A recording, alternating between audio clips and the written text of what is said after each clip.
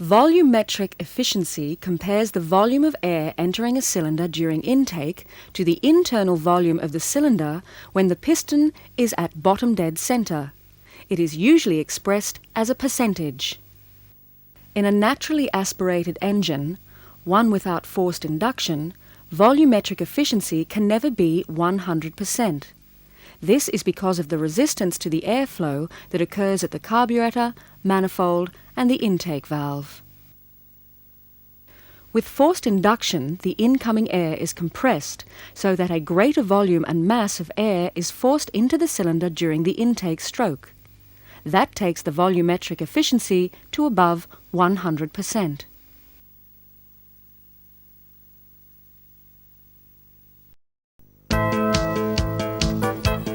Sound travels through the air by producing pressure waves, areas of high pressure and areas of low pressure.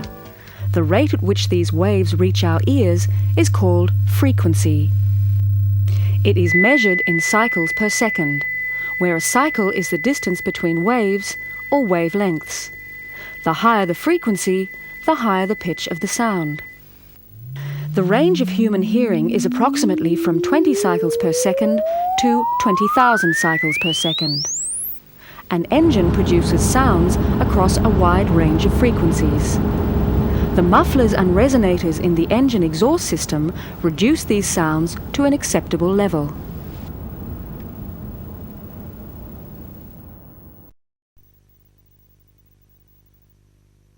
Thermal expansion refers to the way some materials expand when they are heated. The same amount of heating can produce different amounts of expansion in different substances. Components that are subject to heating have to allow for this expansion in their design.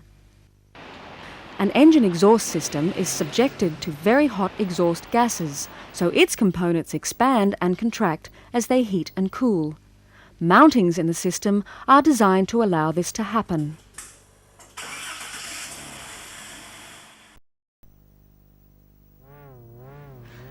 A resonance is a form of echo. Sound waves or vibrations in one object causes sound waves or vibrations to occur in another. The induced vibration is sometimes called a sympathetic vibration, and the second object is said to resonate. A sympathetic vibration is called a natural vibration of an object. That means it's more likely to vibrate at that frequency than another. With this glass, just the right note sung at the right frequency started it vibrating with disastrous consequences. It can become a problem if the sympathetic vibration adds to the original vibration. In an exhaust system, that means more sound waves, which means more noise. To reduce this, a resonator is fitted in the exhaust to act as a sound dampener and reduce the effects of the resonating sound waves.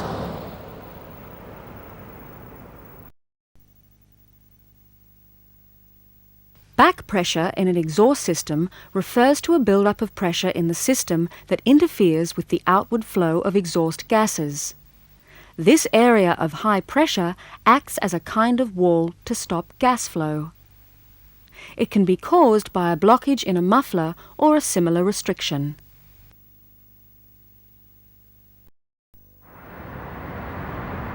This section examines the diesel induction system, beginning with the four-stroke engine. The two main components of the intake system are the air cleaner and the intake manifold. But in a diesel engine, since fuel is delivered separately and the intake system carries air only, there is less restriction in the intake of the air than in a carburetted system. Also, since the diesel engine doesn't have a carburetor, it has no throttle plate. Some diesels use a pneumatic governor with a butterfly valve at the entrance to the inlet manifold. Diesel engines often have more than one air cleaner. The intake system of the diesel engine can be used to increase engine output. This can be done by increasing volumetric efficiency, that is, by increasing the amount of air that enters the cylinders. Output can also be improved by using large, free-flowing intake manifolds. and by increasing the number or the size of inlet valves per cylinder to admit more charge into the combustion chamber. Another method is to use forced induction or supercharging to pressurize the intake of the air and force more air into the cylinders. Let's look at the intake system for a two-stroke diesel engine. There is only a very short time at the end of its power stroke to scavenge the exhaust gases and refill the cylinder with air. To achieve this in the time available, two-stroke diesels use an engine-driven air pump, usually called a blower. It pressurizes the air so that when the inlet ports open, air from the blower enters the cylinder and helps scavenge the exhaust gases.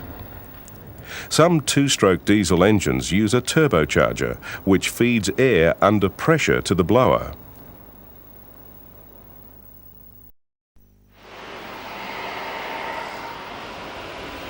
This section examines carburetted intake systems. On a carburetted engine, the intake system is part of the fuel system. The main function of the intake system on a petrol engine is the delivery of the required amount of the mixture of air and fuel. In a basic system, air enters the air cleaner for filtering, then passes into the carburetor, where it mixes with the required amount of fuel. This air-fuel mixture then enters the intake manifold and finally the cylinder. The same basic principle applies on the rotary engine. On all carburetted systems, the intake system can be crucial in increasing engine output. This can be done by increasing volumetric efficiency, that is, by increasing the amount of air that enters the cylinders. This can be achieved by using a large inlet valve or multiple valves to admit more charge into the combustion chamber. By using large free-flowing intake manifolds, by using extra carburetors.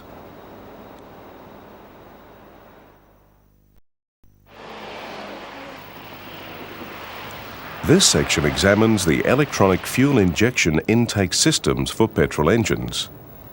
The intake system is part of the fuel system. Its main function on a petrol engine is to deliver the required amount of air-fuel mixture. Air is filtered by passing through an air cleaner. Information from many parts of the engine is fed into an electronic control unit, which then determines how much fuel should be injected for those exact conditions. Fuel is supplied under pressure from an electric pump to electronically controlled injectors. There are two basic electronic fuel injection systems, single point and multi-point. In the single-point system, the intake manifold carries an air-fuel mixture. Fuel is sprayed into the top center of the intake manifold. This manifold is similar to that on a carburetted system. In a multi-point system, the intake manifold carries air only. Multi-point injection has a fuel injector in each inlet port going to each cylinder. Petrol is sprayed into each port in front of the intake valve. The intake system can be crucial in increasing engine output. This can be done by increasing volumetric efficiency, that is, by increasing the amount of air that enters the cylinders. In fuel injection systems, this partly occurs automatically because of the increased efficiency of fuel injection compared to carburetted systems. Output can also be improved by using large, free-flowing intake manifolds, and by using larger valves to admit more charge into the combustion chamber. Another method uses forced induction or supercharging to pressurize the intake system and force more air into the cylinders.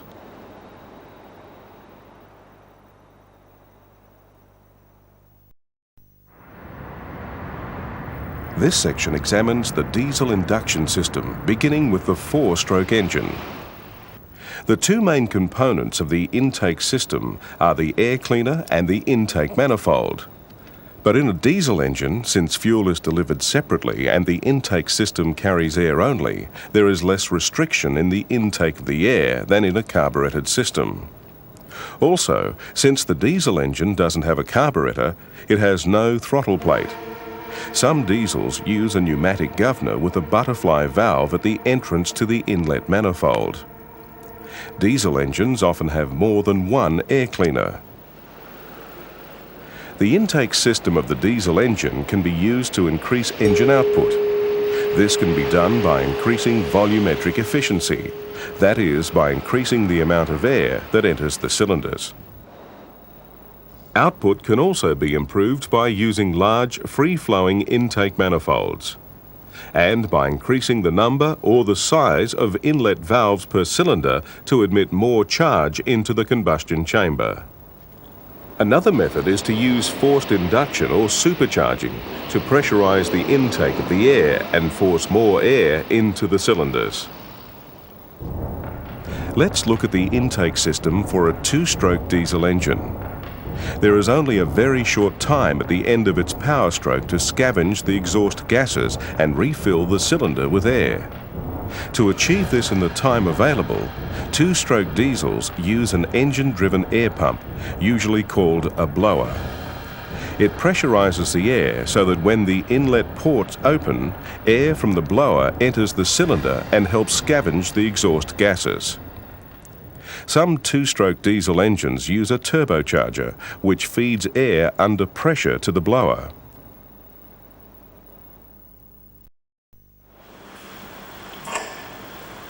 This section examines air cleaners. An air cleaner filters air that passes through it to stop harmful particles reaching the engine. The air cleaner on a carburetted engine can be on top of the carburetor, or beside the engine, connected to the carburetor by a hose or duct. Position is usually decided by how much space there is, or bonnet profile. On some electronically fuel-injected engines, the air cleaner is on top of the throttle body, similar to a carburetor. Other air cleaners are connected by ducts. Diesel engines often have more than one air cleaner. This may be due to their severe working conditions. They're usually mounted away from the engine to obtain cleaner, cooler air. A lot of air passes through the intake system into the engine. In a petrol engine, it's about 15 times the amount of fuel by weight. By volume, that's about 11,000 times more air than fuel. The air-fuel mixture enters the engine, so the air needs to be clean. Any abrasives that enter the engine can cause wear and damage. It also has a silencing effect, muffling noise produced by the air entering the engine. It can act as a flame trap, so if a petrol engine backfires, the air cleaner can contain the flame within the intake manifold or the carburetor.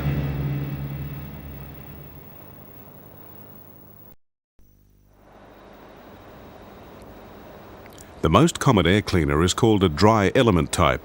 It has a replaceable dry element of pleated paper or cellulose fibre that doesn't need to be wet or use oil to act as a filter. The paper is pleated because that gives a much larger surface area in the space. The element is designed to be fine enough to trap impurities, but porous enough to let air through easily. Most heavy-duty air cleaners incorporate a cyclone-type pre-cleaner. It collects larger particles from the air before it enters a dry element cleaner. It can be mounted directly onto the air cleaner unit, or the cyclone principle can be incorporated into the main air cleaner element. This dry element cleaner is fitted close to the engine and is linked to the cyclone system by a duct. The name cyclone comes from angled vanes that give the incoming air a swirling motion. Centrifugal force throws the heavier dirt particles outwards. They can collect in a separate bowl at the bottom of the cleaner. In the single-unit cyclone element, it collects at the end of the air cleaner case, where it can be emptied out manually or automatically. The air then continues into the dry element air cleaner. An efficient cyclone pre-cleaner can remove up to 90% of particles before they reach the main element.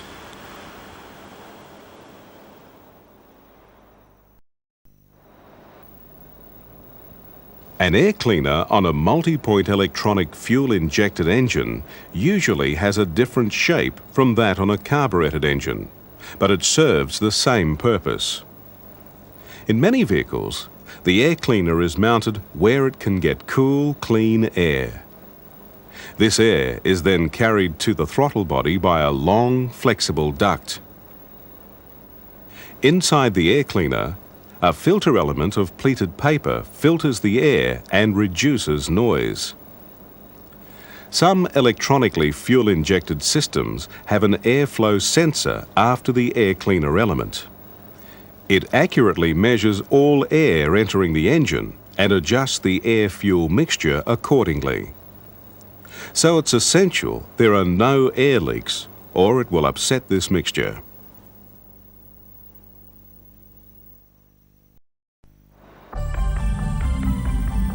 This section examines intake manifolds.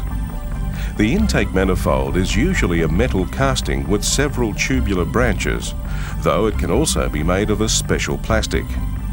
In carburetted engines, the intake manifold carries the air-fuel mixture into the engine. The cross-sectional area of each tube needs to be kept small to maintain the high air speeds that improve vaporization. At the same time, it cannot be too small, since that restricts the airflow to the engine at higher speeds. Electronic fuel-injected engines with throttle body injection also have intake manifolds that carry air-fuel mixture. With multi-point injection, the intake manifolds carry air only, and the cross-sectional area of the tubes can be larger. More air can flow and the engine can produce more power. Fuel is injected into the intake ports of the cylinder head.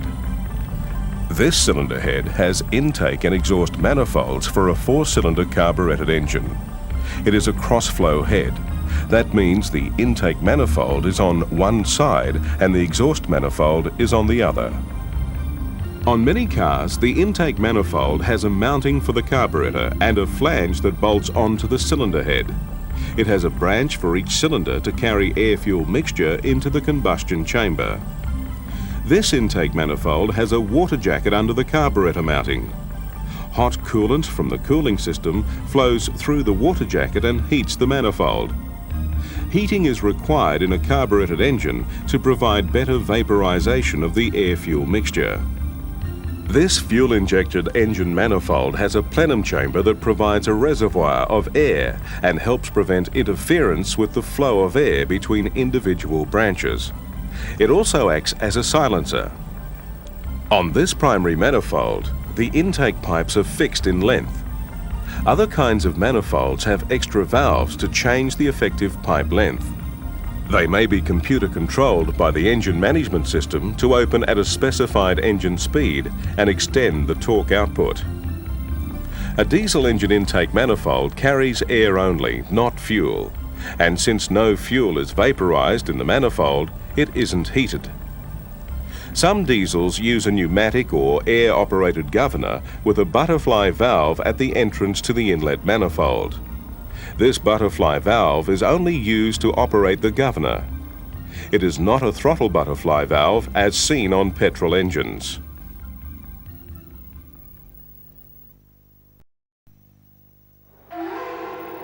This section examines intake air heating. Normally, the air entering the air cleaner is cold. Cooler air is more dense, that is, it contains more oxygen, and that should help the fuel burn more efficiently. But fuel doesn't vaporize very well in cold air. Since an enormous amount of heat passes through the exhaust manifold, many carburetted engines capture some of it with a shroud around the exhaust manifold. This heats the incoming air to improve fuel vaporization. This heated air then enters the air cleaner. Once an engine is hot, it may no longer need the incoming air to be hot, so the amount of hot air entering the engine needs to be controlled. On vehicles with emission controls, air cleaners use a valve to control how much hot air enters the air cleaner. This valve can be a simple thermostatic type. When the engine is started, only heated air is used. As engine temperature rises, the valve opens and provides more and more air at normal temperature. This ensures that the temperature of the air supplied to the engine stays fairly constant. Another way to control the amount of hot air is to use a vacuum motor and a temperature-sensitive valve that is mounted inside the air cleaner unit. When a cold engine is started, this valve allows vacuum from the intake manifold to reach the vacuum motor. This unrestricted vacuum acts on a spring-loaded diaphragm attached to the control valve. The valve opens fully and admits hot air to the air cleaner. As the temperature rises, the temperature-sensitive valve reduces the vacuum to the diaphragm. This in turn reduces the opening of the control valve and allows cooler air to blend in with hot air from the shroud.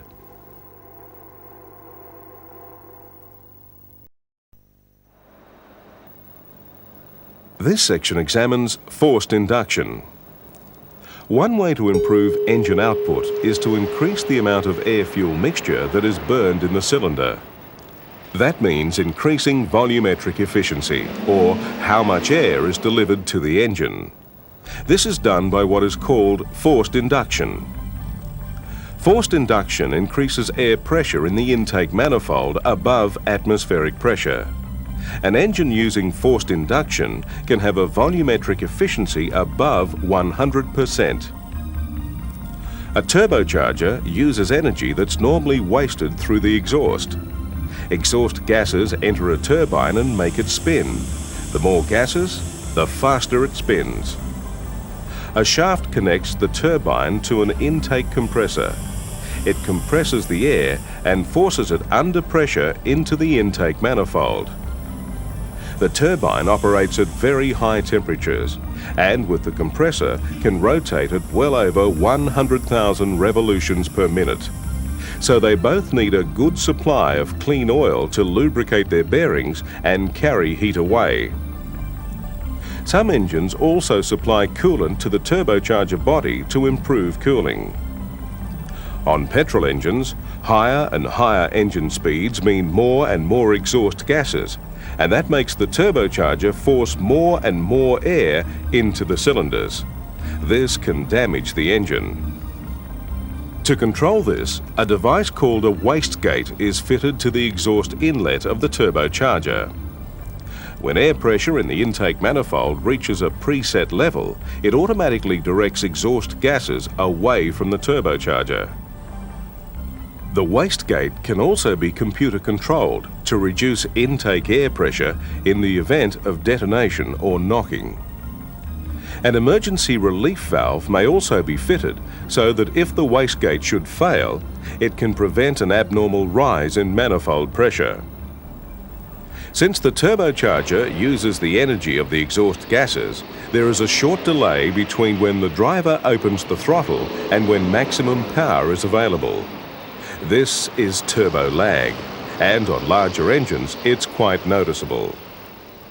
Because a turbocharger recycles heat energy that would otherwise be lost to the engine, it can seem to be offering additional energy for nothing. But a turbocharger can introduce problems of its own. The extra heat and power it generates can put an extra load on the engine's cooling and lubrication systems. This is provided for by the manufacturer. As the air passes through the turbocharger, it heats up. But hot air is less dense than cool air, so it tries to expand again, and some of the benefits of compressing it are lost. To stop this and improve efficiency, some engines use an intercooler to cool the compressed air. It fits between the turbocharger and the engine. It's usually air-cooled.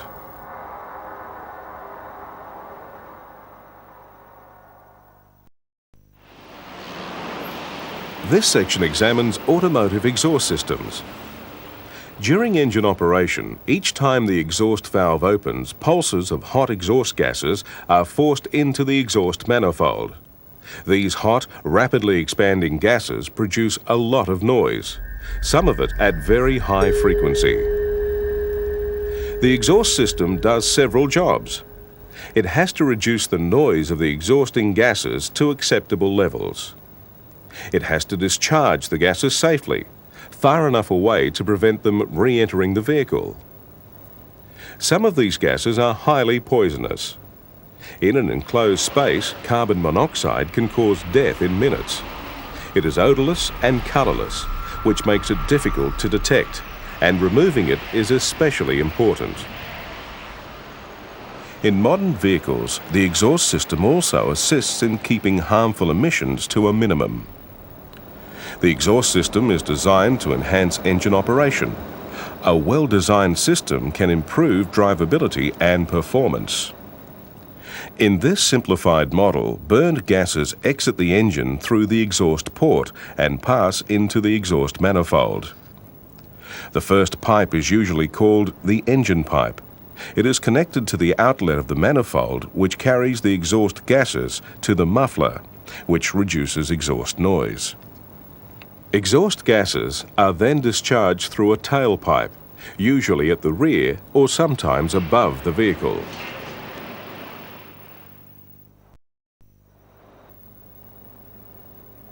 This section examines the exhaust manifold. The exhaust manifold is bolted to the cylinder head at the outlet of the exhaust ports. On passenger vehicles, the exhaust manifold is usually made of cast iron. Sometimes there is a separate passage for each exhaust port. The length of the passages in the exhaust manifold should be designed so that pulses of exhaust gases from one cylinder assist the flow of gases from another. It has large tubular sections to improve gas flow, and no sharp bends to slow the gases down. As well, the exhaust manifold must be shaped to allow for the location of the engine and the bodywork of the vehicle. Some vehicles use heat shields to protect nearby components and the passenger compartment from the heat radiated from the exhaust components.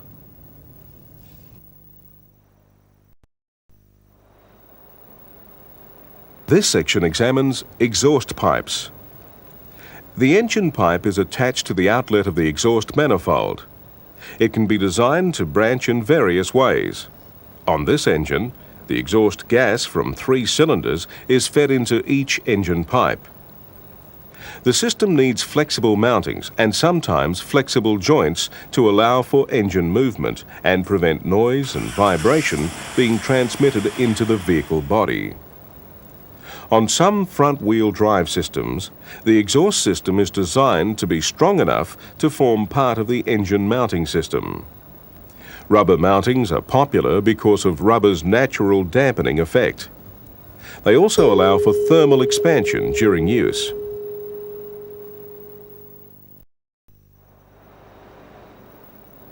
This section examines extractors. Some exhaust systems have extractor pipes, sometimes called headers, one pipe for each exhaust port. They are designed with sweeps that stop restriction. The extractor pipes also provide a scavenging effect, helping remove exhaust gases from the cylinders. The outgoing pulse from one cylinder is timed to arrive at the junction at exactly the right time to help draw out the pulse from another cylinder. They are widely used on high-performance vehicles.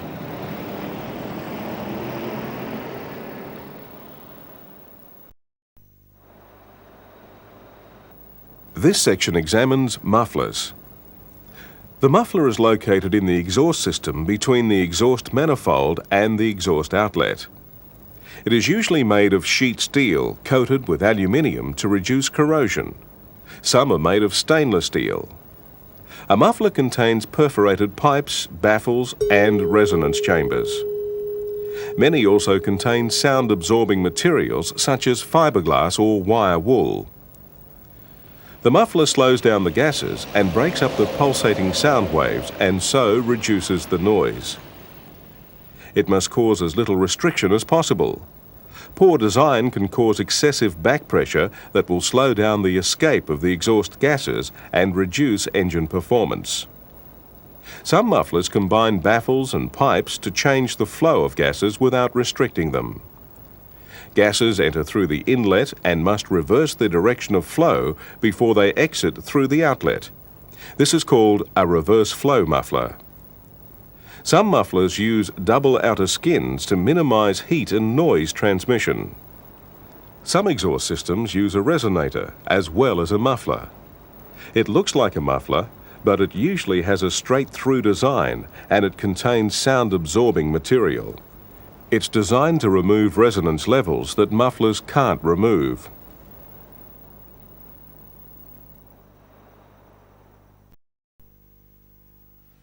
This section examines catalytic converters. A catalytic converter is used to convert unacceptable exhaust pollutants such as carbon monoxide, certain hydrocarbons and oxides of nitrogen into less dangerous substances. Three-way converters convert hydrocarbons and carbon monoxide to water and carbon dioxide. They convert the oxides of nitrogen back into nitrogen and oxygen. Older catalytic converters converted hydrocarbons and carbon monoxide to water and carbon dioxide, but were not able to convert the oxides of nitrogen. A catalytic converter fits into an exhaust system like a muffler. It is located close to the exhaust manifold so that it can reach its operating temperature as soon as possible. Leaded fuel must not be used in an engine with a catalytic converter because lead will contaminate the catalyst and prevent it doing its job. It operates by starting and then maintaining a chemical reaction in the exhaust gases. It usually operates at higher temperatures than a muffler. It has a heat shield to prevent heat radiating to bodywork and other parts.